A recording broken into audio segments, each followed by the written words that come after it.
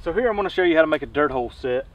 I've got my backing picked out. It's kind of a four-way intersection of a couple of four-wheeler trails. It's all pretty dim, and this is right off the edge of the intersection. I'm figuring, well, I know I got gray fox tracks around. I know these animals are traveling these travelways, and these intersections are good spots to set up to try to cut them off. So I'm just off of the trail here. We got a bunch of dog fennel and a broom sedge back here, so I'm right kind of on the edge of that. But I've got me a backing here that's going to prevent the animal from working the set from behind. So they're going to, you know, kind of be by default be funneled in from this area, which is how I want them to approach. So I'm using this as my backing, this piece of this bush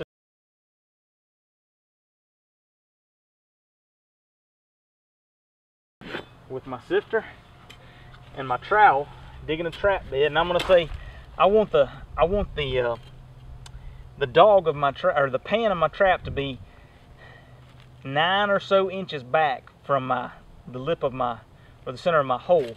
And none of this is exactly exact. I'm just eyeballing it, but I do know, you know, that's a good 9-inch interval there. So first, I'm going to punch in a little dirt hole here. That way I've got something to base my stuff off of.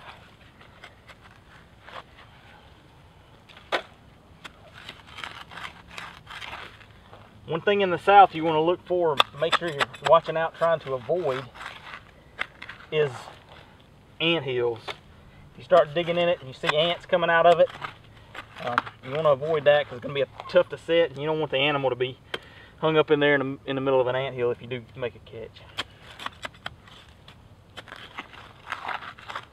And one trick that I'll use if I'm dealing with kind of hard dirt, you don't want to dig, you know, a 10 to 12 inch hole out all the way.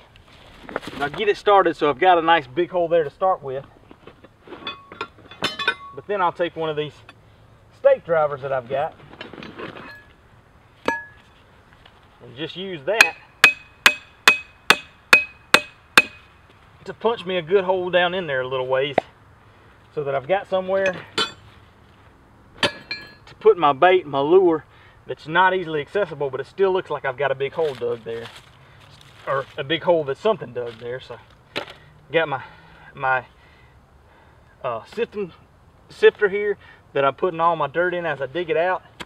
You want to make sure that you don't wind up with not enough dirt to sift over your trap bed. And then I just kind of go around, and what I know is about the size of my trap.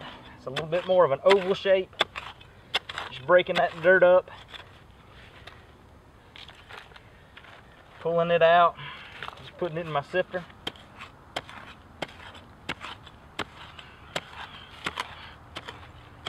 Some good old clay here. It's kind of tough, and it's going to be a sloppy mess if it rains, but this is a good location. So now, you know, I've got my trap bed kind of right on the rim, right on the edge of my dirt hole, which is where I like it. I've got my trap, an MB550 with a chain anchor. I'm going to go ahead and set my trap. Of course, I got my gloves on, my clean gloves. Set my trap. I got the pan way up where it's not in danger of firing. And then I'm going to hammer my stake down in.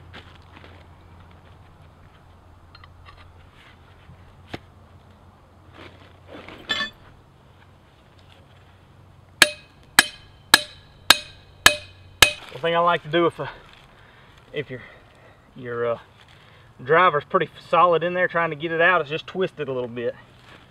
And then you may have to get up on top of it. Whew, baby's stout. It's in there good. So I got my anchor drove.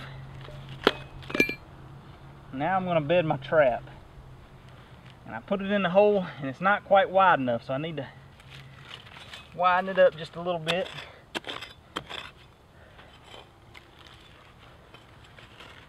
Again, making sure you keep all of your dirt accessible. Maybe not in your sifter, but close by in case you need it. I'm going to go ahead and make sure my trap fits and it's solid.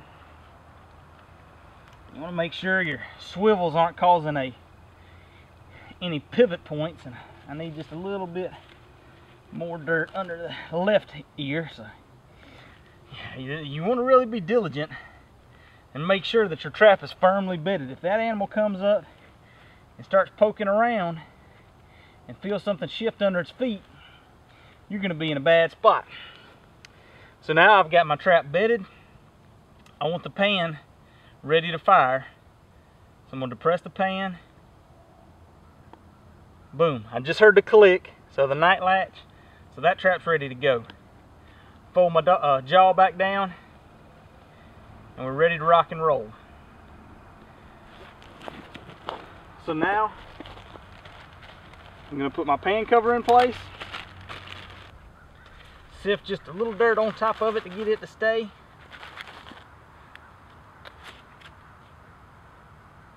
And we're ready to proceed with bedding the trap. So here we're looking at our trap bed with the MB550 firmly, solidly bedded. Press it anywhere. It doesn't wiggle. Pan cover, of course our stake is underneath the trap, driven down into the ground. Dirt hole, with our backing right behind the dirt hole to keep an animal from approaching and working the set from behind and avoiding the trap altogether. So now I'm going to finish sifting dirt over the trap, place my lure, and this trap will be ready to catch animals. Now I'm going to finish sifting, or I'm going to go ahead and sift dirt over my trap. Get a good covering. You always want to remember where your pan's at, the most important part. So I know my pan's right here, so I'm going to very carefully, and you'll get caught sometime or another doing this, but I can very carefully kind of scrape everything back to expose my pan. I'm going to take my hands, and you can see I'll have a little hole where the pan's going to be, and I'm just going to kind of press on everything else, make sure that the trap is bedded solidly. Then I'm going to finish sifting dirt. Always keeping in mind where your pan is.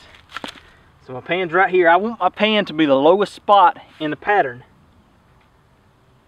So I'm just going to very carefully. Know my pan's right here. That's kind of the lowest point.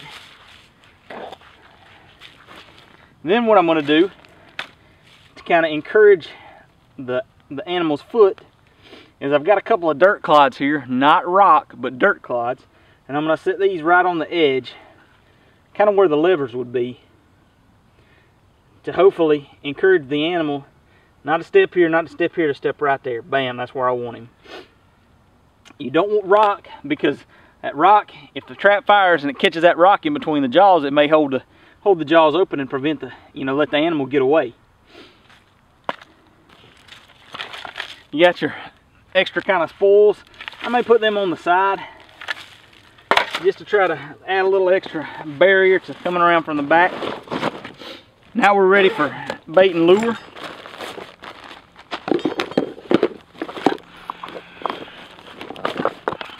The one thing I like about trapping around dog fennel is it gives you some good sticks to plug out your lure with. I've got my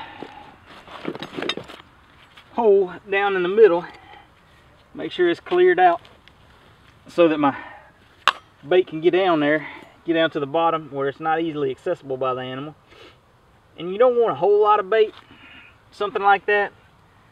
You don't want a huge spoonful or anything like that, but that's just enough that the animal's going to smell it and be interested, have his curiosity piqued. On top of that, I want to disguise it a little bit. I don't want it to be real obvious what's down there. So I may throw some sheep's wool right there. That's some extra scent. Make sure it's legal. In some areas it may be legal, but you have to cover it. So you may want to throw a couple of leaves over the top of it. Or you may just want to forego the sheep's wool. Put a few leaves there just to kind of give that little curiosity. Another option is throw some feathers down there. I love using feathers where you can, so throw some feathers down there. I like to throw a few feathers around the whole trap pattern as well, just to pique that animal's curiosity. And I'm going to throw a little lure in the mix as well. And now, when you're talking lure, you know, with bait, you may want to use kind of a teaspoon amount. Lure, you want maybe a Q-tip amount. You don't want to overpower it. And I'm just going to smudge that right kind of here at the base of my backing. Kind of tuck it in there. Something's there, but it's not real easy to tell what's there. And then I'm going to back out, dust out my prints where I was kneeling here. You know, you can always use a little scat if you wanted to too. I could place a little scat right here. You know, and there's always the option of you can do something right here to try to encourage that animal even more to go towards the pan. Make you a little dome or a little finger right there. Just one more thing to encourage that animal to step toward on the pan instead of anywhere else in this pattern. And that's the gist of a dirt hole set. That's ready to catch some game right there.